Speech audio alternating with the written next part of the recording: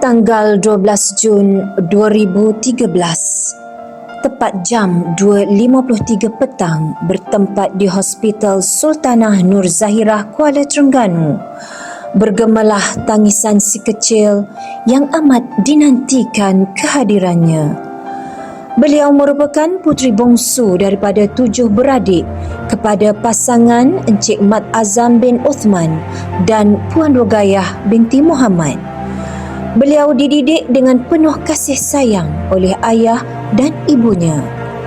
Pekerjaan ayahnya yang merupakan seorang pegawai di Pejabat Pendidikan Daerah, sementara ibunya seorang guru bahasa Inggeris, mempengaruhi sikap dan kelakuannya. Didikan ayah dan ibu yang mengutamakan agama dan disiplin menjadikan beliau seorang anak yang mudah diasuh dan mempunyai jati diri yang tinggi. Bercita-cita menjadi seorang guru membakar lagi semangatnya untuk mengukir kejayaan. Zaman kanak-kanak, beliau seorang yang lasak dan bijak apabila pernah muncul sebagai murid terbaik di Pasti. Dari situlah bermulanya langkah mengorak kejayaan demi kejayaan, terutamanya dalam bidang akademik dan kesukanan. Penerima tokoh murid kali ini merupakan nama yang tidak asing lagi dalam kalangan warga sekolah kerana bakat kepimpinan yang dimilikinya melayakkan beliau dilantik sebagai ketua pengawas sekolah.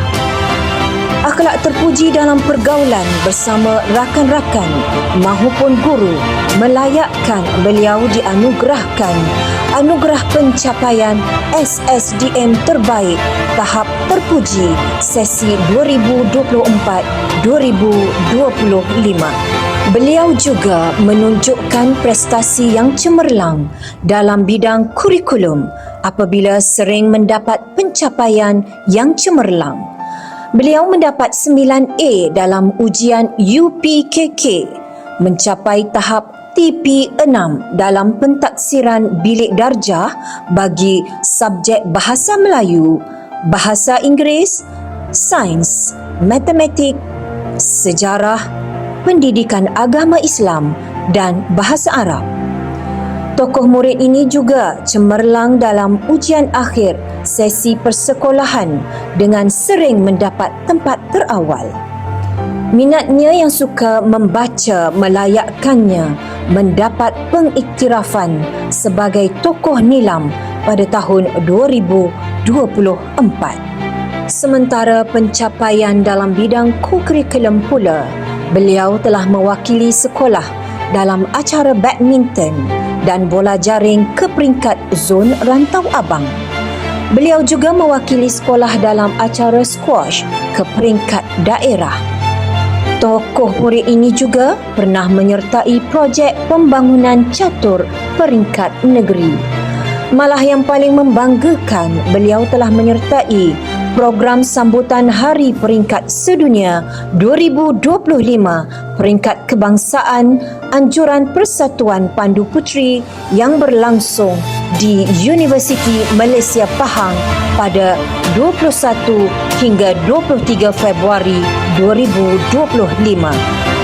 Ketokohan dan kewibawaan beliau memberi impak yang sangat besar untuk ditabalkan sebagai tokoh murid. Dengan ini, dinobatkan anugerah tokoh murid bagi tahun 2025-2026 kepada Norin Aufa Marisa binti Mat Azam.